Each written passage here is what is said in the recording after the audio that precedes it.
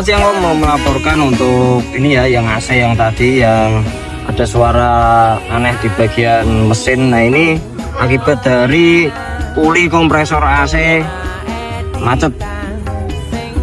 Ini Om, lakernya macet, alhasil ini tadi tidak bisa muter ya, motornya macet dan akhirnya ini kobong. Ini mau tidak mau harus ganti satu set, jadi yang ini nanti tidak ganggu, ganti yang baru seperti itu ya Om. Sekian laporan dari kami. Untuk info selanjutnya nanti saya info kembali melalui video berikutnya.